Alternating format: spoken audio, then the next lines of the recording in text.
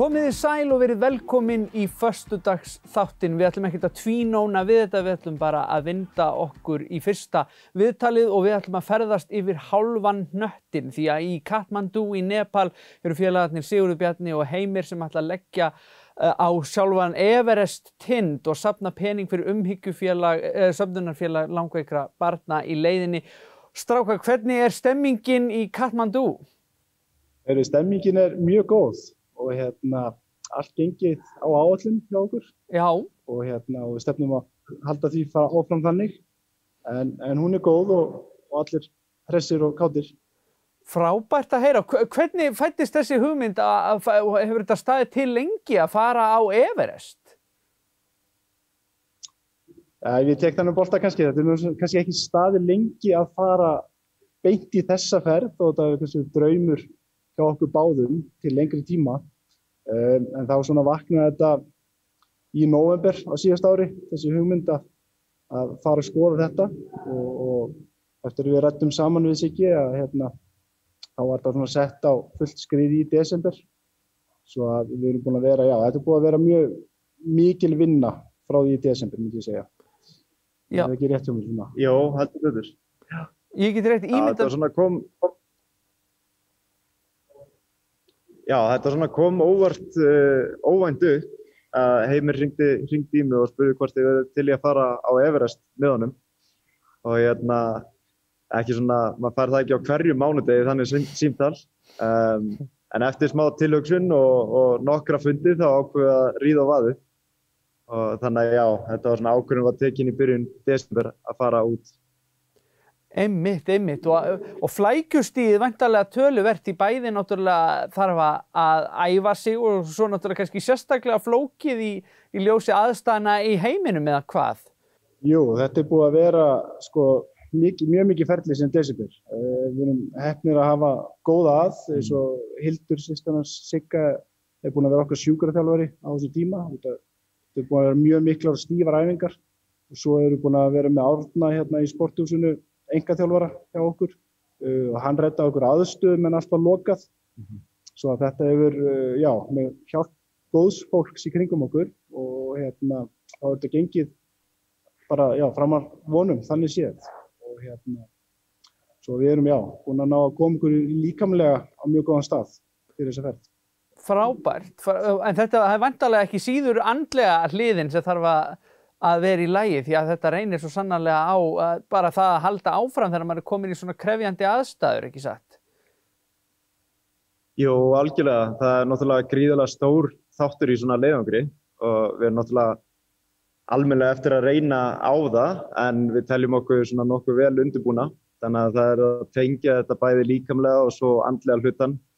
Við stillum upp þannig æfingum þannig að við reynum að byggja þetta hugafar, rétta hugafarið upp. Eins hvernig við nálgumst lærdóm á fjallinu og öðru. Þú veist að staðsetja sig á fjallinu og líka bara líða vel með hóp og svona með sjálfstraust í því sem við erum að gera.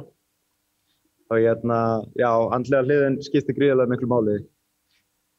Við erum nú heldur betur líka heppnir að við erum búin að kynnast flottum sérpum, klifrurum og bara stórum hóp, örugglega 15 til 20 mann sem verður á fjallinu og ég held að þið verða allir að hvetja okkur áfram. Þannig að það verður góður stuðningur. Og við erum ennþá vinir, svo það er mjög gott. Það hjálpar. Frábært. Þannig að þið eru að láta þennan draum rætast og láta gott af ykkur leiða í leiðinni. Hvernig fæddist sú hugmynd? Það var alveg klárt bara á fyrsta fundi hjá okkur Sigga þegar við hittumst og vorum svona búin að ákveða ráðast í þetta verkefni að við vildum að þetta yrði styrktarverkefni samhliða og auðvitað gerðum við alveg grein fyrir því að það yrði svolítið svona meira fjallað þetta og það yrði auka vinna ofan á leiðangur sem slíkan.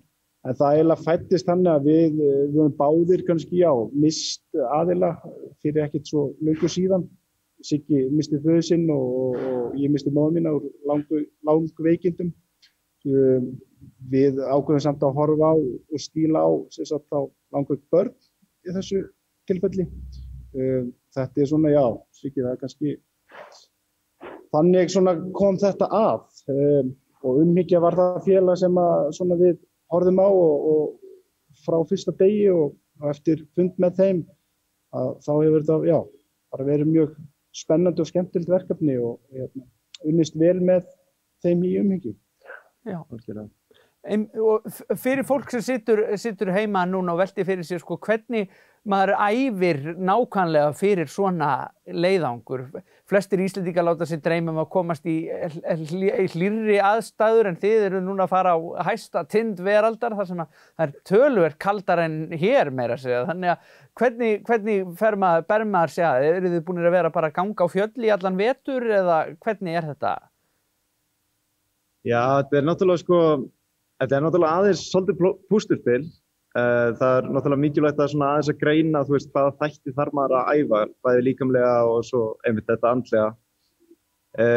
Við þurftum að vera svolítið kríótískir í vetur, náttúrulega út af bæði COVID-inu og það er náttúrulega voru svona ákveðnar hömlur. Það er líka vetur og óveður, þannig að stundum er bara ekki gott færi eða veður til þess að vera að æfa úti. Þannig að við náðum að blanda svolítið vel saman, sko, þú veist, að byrja að vinna upp styrk og vera með svona inni æfingar hjá honum Árna einmitt og í sporthúsinu.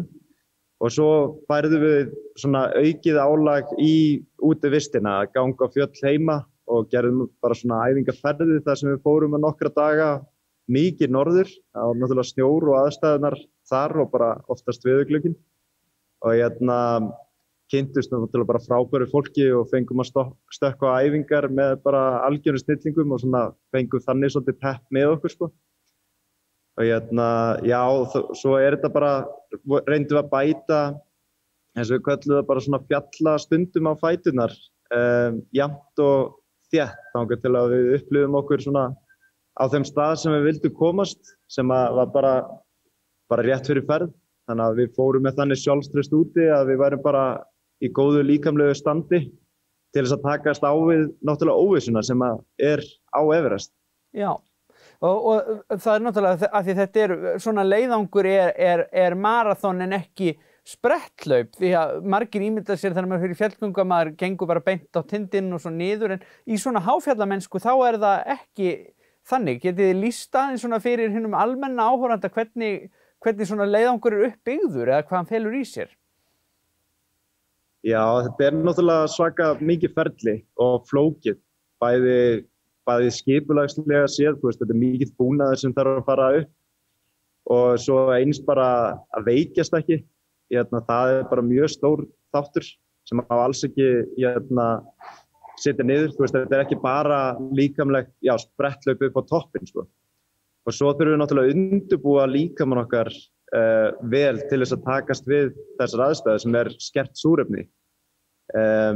Þannig við rauninni svona sjokkurum líkamann með að fara upp í hæð, þangað til að þetta orðið erfitt fyrir okkur að anda eða vinna og síðan förum við niður aftur til þess að sofa og þá kemur ákveðið ferli í gang þar sem að rauðu blóðkornin aukast og við hæðar aðlögumst.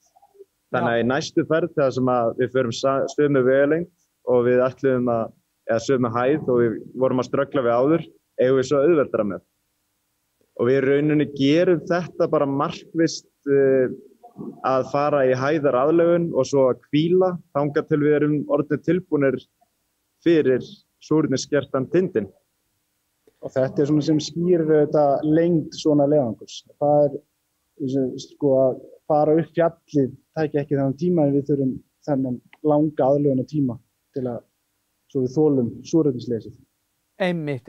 Allar þessar vikur fara í undirbúningin og svo væntanlega ætlið að stílinn á toppinn einhvern tíðan í byrjun maí áður en að monsúnregnið kemur í Himalaya. Og eru þið konið með einhverja óska dagsetningu? Eru þið búin að merkja í dagatalið einhver svona dagsetningu sem þið sjáuð fyrir ykkur sem tinddag? Já, sko, svona ef við horfum bara eins og staðan í dag og án þess að frétta hverjir á fjallinu, þá höfum við óskað okkur að vera svona toppa í kringu 20. maí, svona svolítið seinna, 20. til 25. Ef við okkur var nú að berast frétti, við erum svona aðeins farnir að frétta hvaða hópar verða á fjallinu og það verður þarna prins Já, prinsina Bahrein held ég. Já, prinsina Bahrein. Já. Og ég held að núna verður svona aðal fókusinn hjá okkur að reyna að skipuleggja toppardaginn í kringum þann hóp. Já. Við viljum helst ekki vera fyrir aftur prinsina þegar prinsinn er svo rosalega stóran fylgdarhóp að þeir verða mögulega svolítið hægir. Svo við viljum helst ekki hanga fyrir aftan þá. Nei, einmitt. Og fínt að við erum heppnir að við erum með lokal fólki sem þekkir fjallið náttúrulega mjög vel og aðstæður og við erum í mjög litlum hópi, þetta er bara ég og Heimir með okkar teymi með okkur, þannig að við getum stýrt okkur mjög vel á fjallinu. Þannig að við munum reyna að grípa bara rétta klukkan fyrir okkur þegar við erum tilbúinir í það. Frábært og verðið í konunglegum félagskap allavega hvors annars og mögulega við þessum prinsi líka. Þetta er frábært.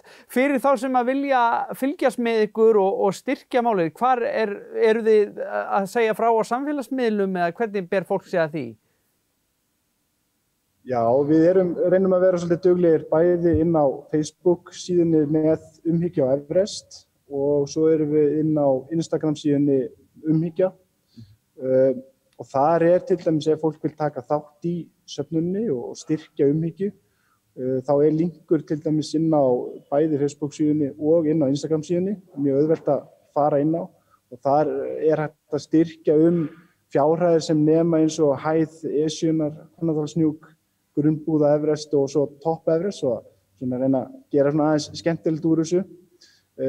Og rétt að taka fram að allur ágóða söfnunni fer beint til umhyggju. Það er alveg svo það komið skýrt fram. Magnað.